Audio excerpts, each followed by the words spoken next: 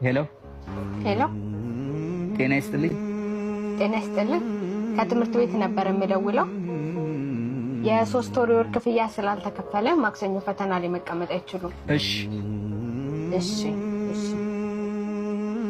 ለምን እንደሆነ አላውቅም። አንድ ችግር ሲገጥመኝ ችግሮቹ ተደራርበው ትንፋሽ ያሰጡኛል። ከጎን ያሉ የምላቸው መልካም ሰዎች ሁሉ ይከፉብኛል። የመከራዬ ቀን የሚያልፍ አይመስለኝ፣ ግን ይመሻል፣ ይነጋል። ነገ ሌላ ቀን ነው።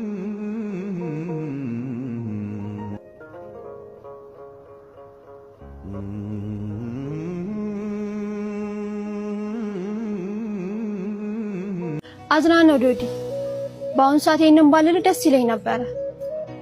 ሁኔታህም ስለምረዳ የ4 ወር ቤት ኪራይ አልጠየቅኩም። ከነገ ዛሬም ትሰጠኛለህ ብዬ ጠበቅኩክ። አሁን ግን የቤት ኪራዩን ትቼ እልካለሁ። ከነገ ጀምሮ ቤቴን ለቀህ እንድትወጣ። እቃህን አሁን መሰብሰብ ጀምር። በአንተ ምክንያት ማንም ሰው መጥቶ እንዲጮህብኝ አልፈልግም።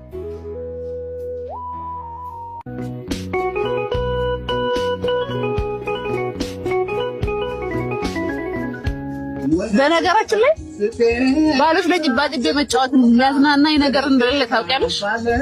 እኔ ደግሞ እንደ ባሎች የሚያሳዝነኝ በተለይ ያንተ ባል። ኧረ እባክሽ ምን ያሳዝን? ከአንቺ 4 ልጆች መውለዱ ነው።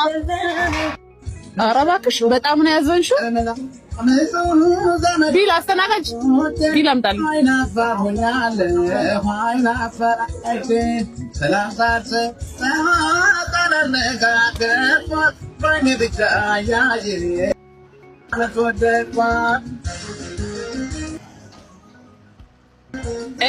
ሄሎ 4,000 ብር አስገባልኝ። ለልጆች አስቤዛ እየገዛው። እሺ ቶሎ እሺ እሺ።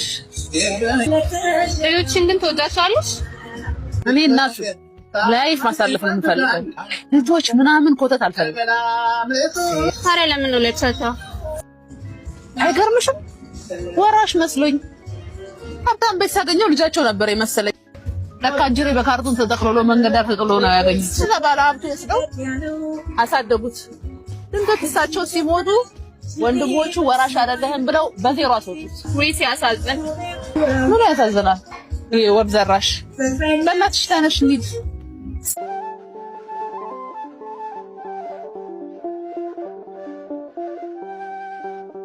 ምን ነው መብራን፣ የልቤን አንቺ ታውቂያለሽ። በቃ ራሴን ላጠፋ ሞክርና ከኔ ውጪ ምንም ዘመድ የሌላቸው ልጆች ያሳዝኑኛል። ጥልዬ ኔ አንበሳ፣ እንዴት ናችሁ? ደህና። እማዬስ? እንጃጫት ነው ወጣችሁ? ምግብስ አልሰራችላችሁ? ከጧት ጀምሮ ምግብ አልበላን። ምንም አልበላችሁ? በቃ ኑ እቺን ሙዝ ብሉ እስከዛ። እሺ ኑ ግቡ ኑ። መጥቻለሁ። የሚያስቁ ቪዲዮዎችም ይኖሩበታል። ስለዚህ ሰብስክራይብ አድርጉት፣ ላይክ አድርጉ፣ ለሌሎች ሼር አድርጉላቸው። ፊልም ለሚወዱ መዝናናት ለሚወዱ ሰዎች ማለት ነው። ስለዚህ ይሄንንም ፔጅ ፎሎ አድርጉት። ይመቻችሁ።